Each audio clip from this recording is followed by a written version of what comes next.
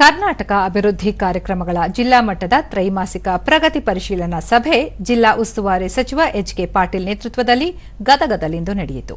ಈ ವೇಳೆ ಶಾಸಕರಾದ ಜಿಎಸ್ ಪಾಟೀಲ, ಸಿಸಿ ಪಾಟೀಲ, ಡಾ ಚಂದ್ರು ಲಮಾಣಿ, ವಿಧಾನ ಪರಿಷತ್ ಸದಸ್ಯ ಎಸ್ವಿ ಸಂಕನೂರ, ರಾಜ್ಯ ಖಾತರಿ ಯೋಜನೆಗಳ ಅನುಷ್ಠಾನ ಸಮಿತಿ ಅಧ್ಯಕ್ಷ ಎಚ್ಎಂ ರೇವಣ್ಣ, ಜಿಲ್ಲಾಧಿಕಾರಿ ಸಿಎನ್ ಶ್ರೀಧರ್, ಜಿಲ್ಲಾ ಪಂಚಾಯಿತಿ ಮುಖ್ಯ ಕಾರ್ಯನಿರ್ವಹಣಾಧಿಕಾರಿ ಭರತ್ ಸೇರಿದಂತೆ ಮತ್ತಿತರರು ಉಪಸ್ಥಿತರಿದ್ದರು.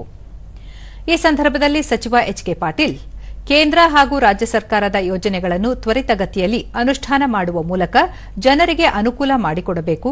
ಗದಗ ಜಿಲ್ಲೆಯ 7 ತಾಲೂಕುಗಳಲ್ಲಿ ಜಲಜೀವನ್ ಮಿಷನ್ ಯೋಜನೆಯಡಿ ಕುಡಿಯುವ ನೀರು ಸರಬರಾಜು ಕಾಮಗಾರಿಗಳಲ್ಲಿ ಯಾವುದೇ ಲೋಪವಾಗದಂತೆ ನೋಡಿಕೊಳ್ಳಬೇಕು ಎಂದು ಅಧಿಕಾರಿಗಳಿಗೆ ಸೂಚಿಸಿದರು. ಈ ಸಂದರ್ಭದಲ್ಲಿ ನಾವೆಲ್ಲ ಪಾಕಿಸ್ತಾನಕ್ಕೆ ಬುದ್ಧಿ ಕಲಿಸೋಣ.